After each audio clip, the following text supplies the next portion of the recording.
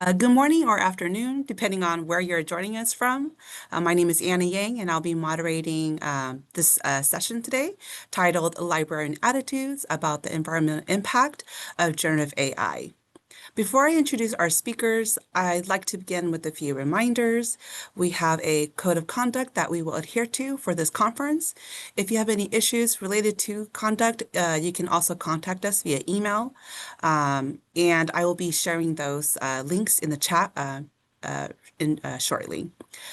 Please be sure to keep your microphones muted until the end of the presentation. If you have any comments, you can feel free to post those in the chat. We'll be monitoring those.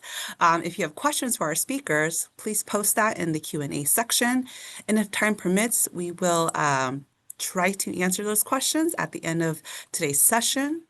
The session is being recorded as well, and the recordings will be available after the presentation on the schedule page. You can also enable captions for the sessions by clicking on the Show Captions button at the bottom of the screen. So without further ado, it is my pleasure to introduce Olivia Chin, Mandi Goodsett, Michael Flierl. Sorry, Michael. Olivia is a scholarly communications librarian at the University of Tennessee Knoxville Libraries and has worked in academic libraries for 10 years. Her research interests include scholarly publishing and open access, generative artificial intelligence in higher education, and library outreach and marketing. Mandi is the Performing Arts and Humanities Librarian and Open Educational Resources and Copyright Advisor from Cleveland State University Library. Michael is a student learning librarian and an associate professor at the Ohio State University Libraries. In his role, Michael focuses on enhancing student learning and engagement through innovative library services and resources. So please join me in welcoming Olivia, Mandi, and Michael. Take it away. Thanks, Anna. Hi, everybody. Mandi, you just muted yourself. Thank you. Oh boy, it's a good start. Hi, everybody. Welcome to this session titled Librarian Attitudes about the Environmental Impacts of Generative AI. My name is Mandi Goodsett, and I, as Anna said, I'm a librarian at Cleveland State University, and I'm going to let my co-presenters introduce themselves. Hey, I'm Olivia Chin. I'm the scholarly communication librarian at University of Tennessee, Knoxville. As I said, really excited to talk more about this topic today. I won't waste any more time. Great to see everyone. From Michael from Ohio State. Awesome. So in this session, we're going to spend a little time setting the stage, kind of the context of the environmental impact of AI, but then we're going to actually spend most of the rest of the time in breakout rooms discussing the topic together. I hope that doesn't scare you away. The landscape of this topic is changing daily, and we all bring different perspectives and information to the discussion. So we thought it would actually be most valuable for you all to give you a chance to have those discussions with each other. But before we do that, I'm going to turn it over to Olivia to tell us what the literature has to say about the environment and AI. Yeah, so we're going to look at two different quotes that kind of represent, as you might expect, two different sides of opinions about how AI impacts the environment. So this first quote is from an author, Bravini, who has written a lot about AI and the environment, kind of calling AI a black box when it comes to the environment, because in Bravini's view and many others' views, we just don't know quite enough about how AI impacts the environment, and it's something we're still trying to figure out. So this quote says, if we want to stand a chance at tackling the climate emergency, then we have to stop avoiding addressing the environmental problems generated by AI. So, what are some of those purported environmental problems? Well, as many of y'all might know, in order for AI to work, there needs to be data centers in order to run things like the servers, the storage systems, and the networking equipment. We also have data centers for computer processing software as well, but the data centers that are needed to run AI actually need to have more energy use because of AI's demands, as well as there needs to be water used to make sure that the data centers keep cool and make sure that the machines can keep running. And so those are definitely some issues there with the environment, as well as just the general space that the data centers have to take up. They take up a lot of land. There's also a carbon footprint that's associated with AI. as well as e-waste for when these different storage units and things like that are no longer working. These are all different things that have been connected with AI and the environment. And as I mentioned before with Bravini's article, we still just don't know enough about all of these things because there needs to be more transparency with AI companies on really just what is the energy usage of their AI. It's definitely something we're still looking into. And then the second quote is kind of the other side of AI, because some people believe we can use AI in order to help the environment. So, applying the solution space of AI to the problem space of climate change could yield significant benefits by first helping to understand the problem, and second, by facilitating effective responses. So, many different industries use AI every day in order to get their work done. And it's no different in people that are looking at how to make the environment a little better, or people that are running companies that want to make them more sustainable. There is such a thing called sustainable AI, where the hopes are that the AI itself will be sustainable in how it runs, as well as that using AI can help make different processes more sustainable. And so AI has been used in order to help the environment by helping to forecast global mean temperature changes, anticipating extreme weather events, and also running simulations instead of people having to do expensive real world testing on different things. So there are some benefits to using AI in order to help the environment, but as we've mentioned before, there's also some risks there. And that brings us to kind of our catch 22 today, which is that AI can be used to help the environment, but using AI harms the environment, at least from what we know right now. And so, as Mandi mentioned, these things are constantly changing. We're constantly getting updates on that. And so, something we're really interested in learning about is, how does AI impact the environment? How can we get more information about it? And what are just regular people like us doing about this? How do we feel about it? Are we changing anything in our daily life with how we use AI? Really, just, yeah, lots of questions. It's an exciting topic. I'm going to turn it to Michael to talk a little about our research. Right. So in order to kind of get at or gain a better understanding of these problems, of the complexities of the issue, we decided to come up with a research project to explore academic librarians' current practices, experiences, perspectives, etc., on this relationship between AI and the environment. So this starts with a survey, which to be out soon, to describe librarians' experiences and perspectives on AI's impact on the environment, and then a subset of the survey participants will be asked, or will take volunteers for a few focus groups.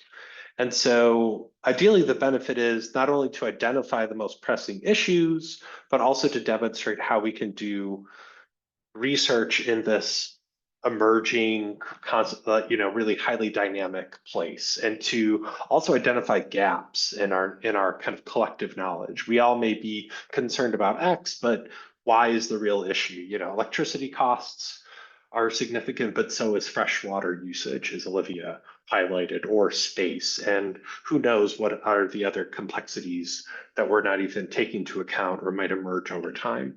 And so the goal here is to both get a snapshot of where we're currently at, but also to identify areas for further research or further theoretical work as it relates to AI and the environment.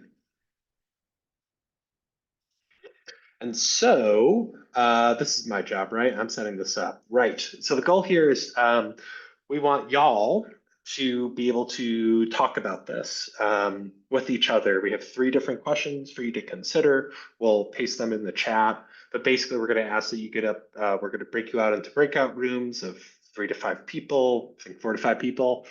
And we're going to ask you to share your experiences and perspectives as it relates to AI in the environment. We're going to ask that someone is a note taker so that when we ask you to report back, you're able to, or you at least you have some notes to report back. And then also a leader to ensure no one kind of dominates the conversation, and to provide every individual in the group the opportunity to participate, not requiring it. But really, this is a complex issue. We want to give everyone, rather than lecture at you, we're hoping you could learn from each other and kind of discuss some of the most critical elements as it relates to AI and the environment. Okay. So I'm going to go ahead and create some breakout rooms here. So when you get in your room, go ahead and decide who's going to do what. Oh, and Which one Andrea is asked, simple. hey, Andrea, long time no see.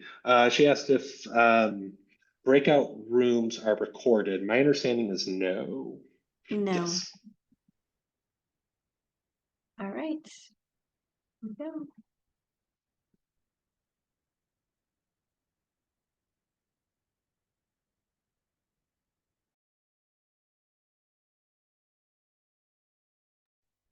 Let us know if you're having trouble joining a breakout room. And if you don't feel like participating, that's totally fine too. But then you'll just have a little break for a while.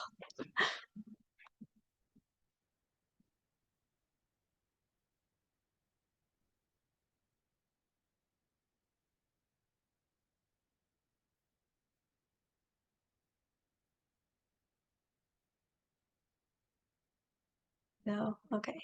Just wanted to make sure everybody had at least 2 people in Looks the like room. one, yeah, looks like one group just has one person. Oh, okay. Do either one of you want to jump into that one? It's room 8. Sure, I'm happy to. I could jump in. Okay. I just want to get a timer going before I go anywhere here.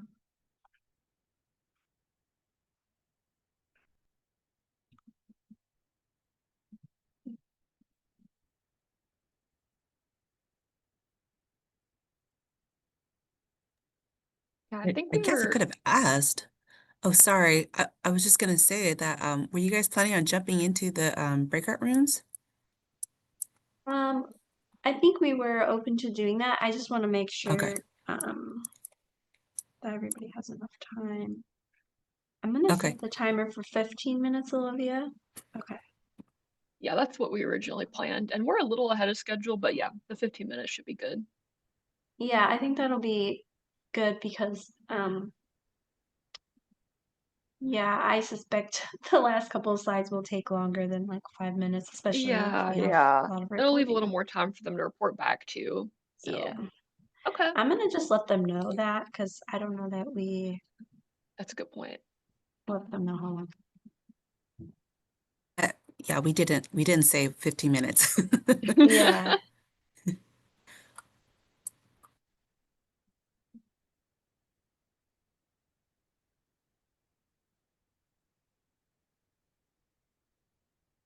Okay. Hopefully that worked. I got a message that says it, so yeah, looks good. Okay. Perfect.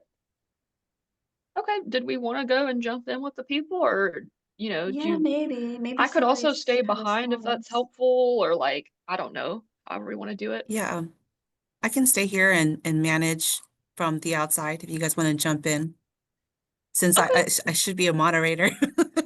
So you guys can go talk to the people. It's just Sure, that you guys are here, so I'm we like, can go. oh, Olivia and Mandy is here. Everything's We're fine. gonna be Like fine. it's on the one hand, it's like I want them to feel like they can talk freely without like the presenter like watching them, but on the other hand, like, I am curious what they're saying. Maybe, Yeah. maybe they're waiting for you to go into the room so they can talk to you. Good point. All right, I'll try to find a room then. Yeah, I'm trying. This one has nobody's unmuted. I know this from students. That means they're not doing anything, so I'm going in room 4.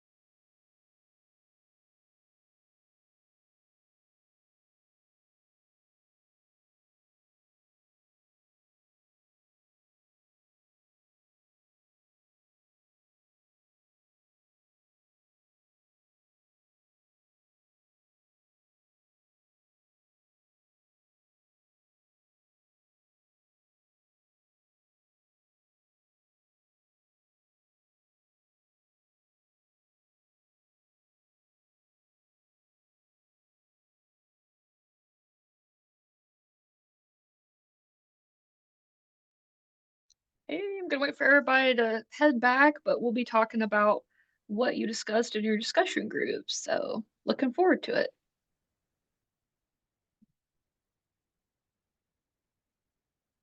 Thank you for returning everyone back to the room. Appreciate it.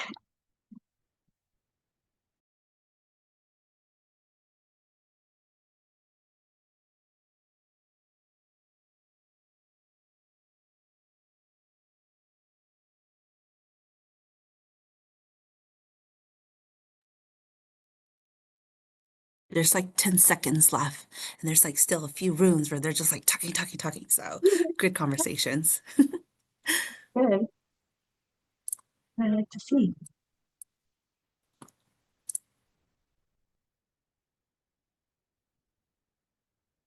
Okay, that should be everyone. Great, welcome back, everybody. This is now going to be the time where you report back from your group and let us know what y'all talked about. As a reminder, our questions were, how do you use AI? And then what is our individual/collective responsibility concerning the environmental impact of AI? And then the third one was, how can we make a positive impact on the environmental cost of AI? So at this time, if you feel comfortable unmuting and sharing from your group what y'all talked about and what conclusions you came to, feel free to do that. You can also put your answers in the chat if you would rather do that. So I'm going to leave it quiet for a minute if somebody wants to speak up. If not, I might ask like a certain group if they feel like putting it in the chat or ask or talking. So I'm just going to leave it quiet for a moment, but let's see what y'all thought.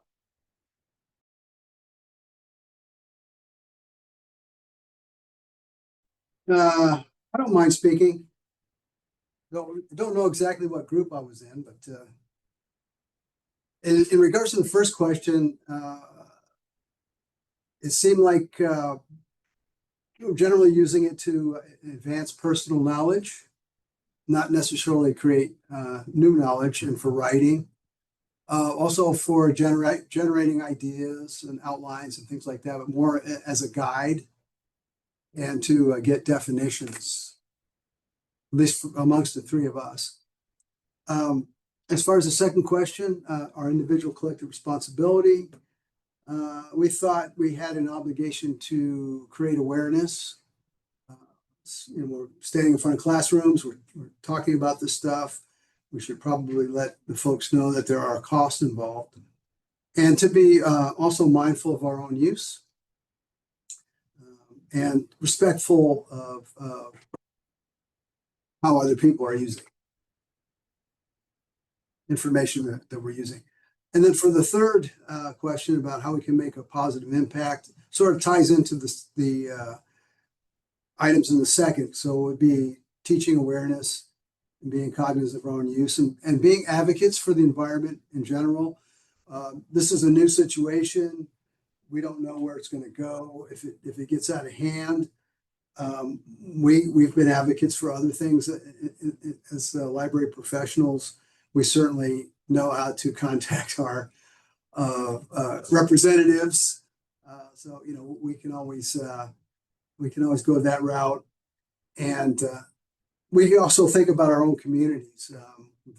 If they're building power plants in our communities or things like that, we should be in on conversations as citizens. So we should stay informed of the facts so that we can be able to converse and talk about these things in an informed way, and not just talking about things that we read on the social media or something, but to stay informed from proper sources. And that's all I have. Thank you, Jerry. That's great. We'll definitely touch on some of these things in a moment with our takeaways, advocacy, and teaching, for sure. And the other groups? I'll say we did a similar presentation on my campus with mostly faculty, and we had reactions anywhere from one faculty member who said AI is evil and was very, very against using AI, all the way to people who, we had a student who basically admitted he uses AI instead of Google now. So he had a lot of variety in responses. I could read this note from Peter. We talked about the difficulty of knowing how AI works, what it really does, what the effects are. He teaches the use of local LLMs and hopes that he's using less power that way, but has no good way of knowing. Yes. We haven't yet seen a good example of AI solving a big problem like global warming to give us confidence that the price of running it will turn out to be worthwhile. We stand ready to do the right thing as soon as we really know what the right thing is. That's a really great point. But this is happening at a time when faith in the ability of institutions to solve big problems or even identify big problems is at a low point. Lots of really good points there. Yeah, actually, can I jump in on that? One, Please, that's yeah. excellent. I think we need to talk more about local use of LLMs, because there's going to be training costs for creating these models, but the inference costs or using it it could be substantial. And so using it locally as opposed to always sending it out to like a data center, while it's slower and you won't get the most powerful models because your laptop or like no desktop device can handle these in a fast manner, at least currently. But that's got to drive down the energy usage. That has to be a much more sustainable way of using these models, one. And two, I would say that AI does have some wins that are maybe not on a solving climate change level, but the proteins folding problem from AlphaFold, I'll put a link in there, where it did thousands of worth of PhD research through not technically a generative AI system, a different type of AI, reinforcement learning approach, but fundamentally advanced our understanding of an important aspect of biology and likely will increase drug discovery and quickly advance it. And I think that is a substantial leap, although that is very different from generative AI technology as well. So in one sense, no big generative AI win. In another sense, I think this is some example of the type of AI use that we want to see that would 100% be worth the environmental costs. I think one thing that I've been thinking about is, kind of like Andrew is saying in the chat, like, I think that using AI to help with climate change could be really amazing, but most of what librarians are doing is not solving climate change with how we're using AI. So I think that's something to really keep in mind. So maybe it's not so much, it's thinking about our own activities as well as how we advocate for others using it. Eric says, we talked about a lot, but one of the main ideas I want to think about more is how AI usage is weighed against other energy intensive operations like streaming video. Yes, like Zoom, that came up in our group as well. It's hard without transparency, but it's not clear to me that individuals reducing AI usage is the best approach without some larger zero emission organizational goal regulation or market forces forcing companies to factor in their energy usage, which is not currently happening. And I think we're kind of trying to get at that with our second question. And it comes up in the larger discussion about sustainability is to what extent are individuals supposed to change and when should we say it's really up to the institutions to change what they're doing and how can they change what they're doing unless we act as individuals. It's a really tough, it's a challenging situation.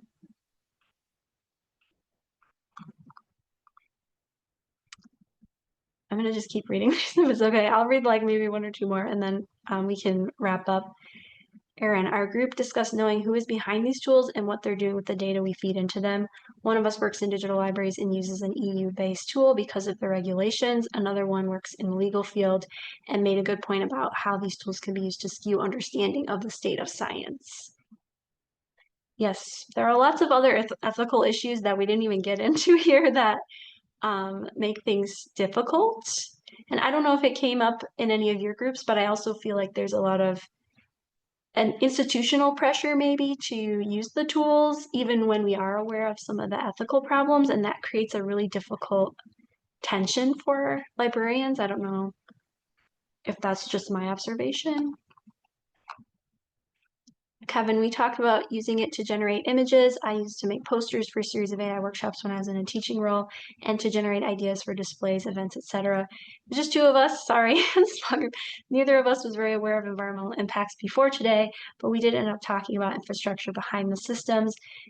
There's an interesting diagram of the infrastructure involved in creating and using an Amazon Echo Dot at anatomy.of.ai, thank you, and how that kind of extraction and disposability reflects Western practices generally. We ended up on the side of being mindful in our use, trying to use other tools where possible, but recognizing that this tool exists and can solve some problems.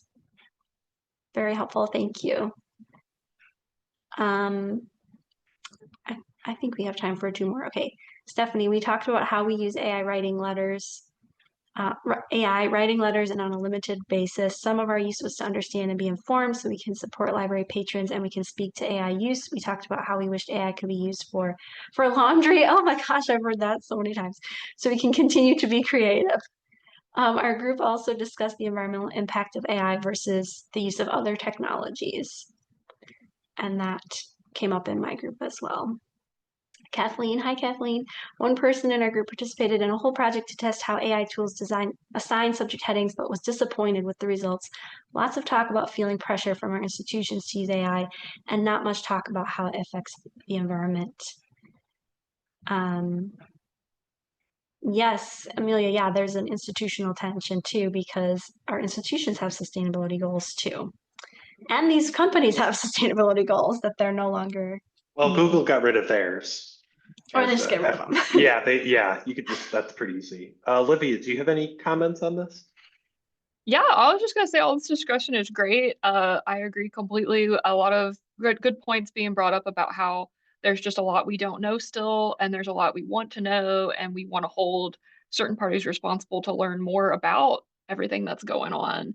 And I like that people did mention kind of the feelings involved of like feeling pressure to incorporate AI or just feeling confused about what's going on. I think that's the feelings of a lot of us. So thank y'all for talking about this. And if Mandi's ready, I will go ahead and turn it back over to her for some of our closing statements and acronyms. Sounds good. Yes. Thank you all so much for sharing your perspectives. So I think we can agree that an ethical approach to using AI is complicated. And as I said, we often feel pressure in our institutions to use AI, or you may find that you personally find using AI valuable to you. And that may mean moving forward in a state of tension when we know there are ethical issues, but we're moving forward anyway. Someone in a sustainability group that I belong to recently shared this quote from the Talmud. You are not obligated to complete the work, but neither are you free to abandon it.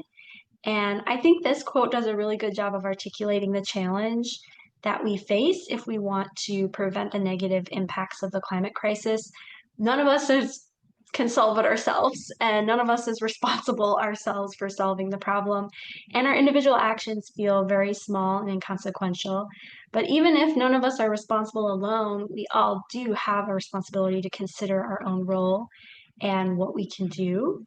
So next slide, please. With that in mind, we came up with this acronym to help us make better ethical choices when it comes to the environmental impacts of AI use. And some of these things came up in your comments. So E is for evaluate. So evaluate the environmental impact of various AI tools. And I'm going to share a link to this rubric that the amazing Sarah Tribalhorn developed. And it helps folks to compare different tools before using them. A is for advocate. So advocate to governments and AI companies to reduce their energy use, fossil fuel use, and water use involved throughout the process of producing generative AI outputs. So unless we speak up, these companies currently don't have a lot of external pressure from regulation to change their decisions and behavior. And it doesn't really seem like that's going to happen anytime soon. So we need to let them know that we want a better environmental impact from their tools. R is for reroute or reconsider what tool you need to get the job done. Would a smaller model work for your task? Is generative AI even the right tool for this job? And yesterday I went to a session about AI refusal. So if you feel safe to do so in your professional environment. Maybe you just choose not to use AI or in your personal life. So, really think about, is AI necessary for this job? T is for transparency. We can demand that AI companies provide transparent data about the environmental impact of their operations so people can make informed decisions. And right now, the data is really obscured, which makes it very difficult for us to try to make the right choice, as some of you have articulated in the chat. And finally, H is for help others learn about the environmental impact of AI. Speak up. If you're an educator, say something about the environmental impact when you're talking about AI. And talking about the climate crisis in general can have a huge impact, even if you do nothing else.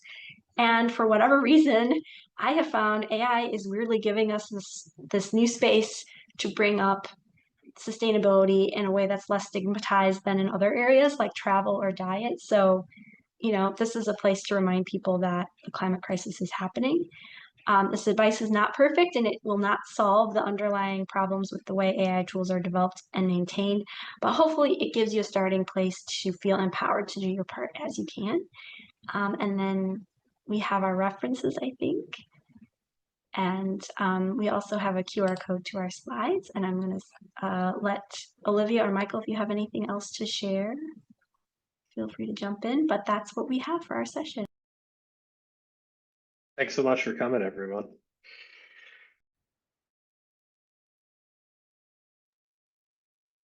Yes, thank you. I think we've got like 1 minute if anybody has a quick question. This has been great. Yes, we have about a minute left. And I am not seeing any questions in the Q&A or in the chat. But any last burning questions? Just a lot of praises. You guys are awesome.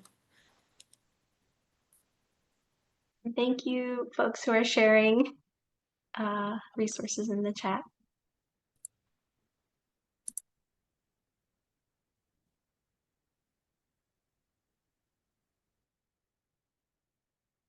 Peter's right. We could have spent the whole afternoon on this and then some.